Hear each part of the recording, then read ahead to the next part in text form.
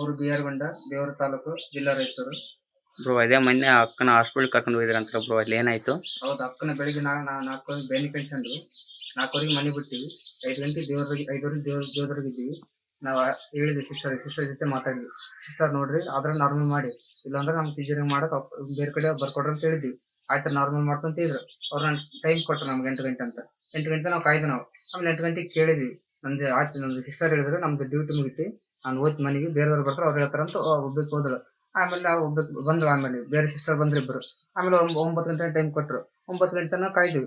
9 ಗಂಟೆ ಆದ್ಮೇಲೆ ನಾವು ಮತ್ತೆ ಕೇಳಿದ್ವಿ, ನೋಡ್ರಿ ಆದ ಸಿಸ್ಟರ್ ನಾರ್ಮಲ್ ಆದ್ರೆ ನಾವು ಮಾಡಿ, ಇಲ್ಲಾಂದ್ರೆ ಬರ್ಕೊಡ್ರಿ ನಾವು ಮುಂದಕ್ಕೆ ಹೋಗ್ತೀವಿ ಅಂತ ಹೇಳಿದ್ರು. ಅವ್ರ ಸಿಸ್ಟರ್ ಆಗದ ನಾವು ನಾರ್ಮಲ್ ಆಗ್ತದ ಅಂತ ಹೇಳಿದ್ರು ಅವರು. ಮತ್ತೆ ಕೇಳಿದ್ವಿ. ಮತ್ತೆ 11 ಗಂಟೆ ತನಕ ಆಗ್ತಂತಂದ್ರು. ಅಂತಂದ್ರು. ಹಿಂಗೆ ಕುಂತೀವಿ. ಮತ್ತೆ ನಮ್ಮ ತಾಯಿ ಹೋದ್ರು, ಒಳಗಡೆ ಬಿಟ್ರು. 4-5 ಟೈಮ್ ನಮ್ಮ ತಾಯಿ ನೋಡಕ್ ಬಿಟ್ಟಿಲ್ಲ, ಯಾರು ನಮ್ಮ ಮಣ್ಣು ಬಿಟ್ಟಿಲ್ಲ, ನನ್ನ ಬಿಟ್ಟಿಲ್ಲ. ನಾವು ಹಂಗಾಗಿ ಹೊರಗನೆ ಕುಂತೀವಿ. ಅವ್ರ ಸಿಸ್ಟರ್ ಗೊತ್ತು ನಾವು ಚೂರು ಇದಾದ್ರೆ ಹೇಳ್ರಿ ತ್ರಾಸ ಆದ್ರೆ ನಾವು ಬೇರೆ ಆಸ್ಪತ್ರೆ ಕರ್ಕೊಂಡು ಹೋಗಿ ನಾವು ಸಿಜರಿನ್ ಮಾಡಿಸ್ತಾ ಇದ್ರೆ ನಮ್ಗೆ ಕೇಳಿಲ್ಲ.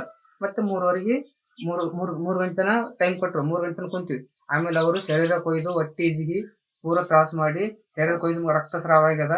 3 ಚಾದರ್, 3 ಸೀರೆ ತೊಯ್ದಾವ, ಮತ್ತೆ ಸಬ್ಕರ್ನೂರ್ ಕುಡಿಸ್ಯಾರ.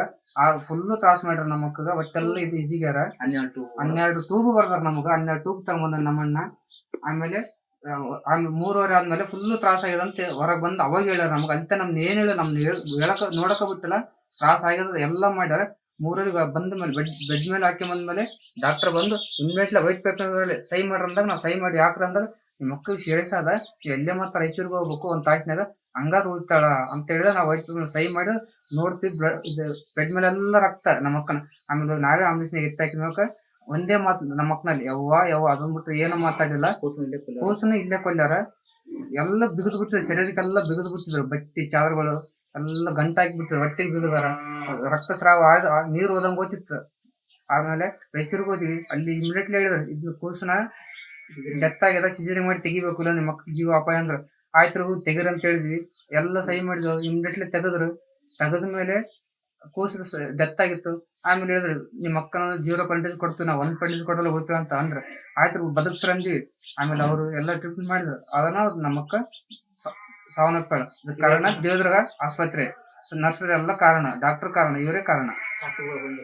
ಯಾರು ಬಂದಿಲ್ಲ. ಮತ್ತೆ ನಮ್ಮ ಹೋದ್ರೆ ನಮ್ಮ ಅವನ್ ನೋಡಕ್ ಬಿಟ್ಟಿಲ್ಲ. ಬಿದ್ದಾರ ನಮ್ಮ ಅವನ 5 ಸತ ಹೋದ್ರನ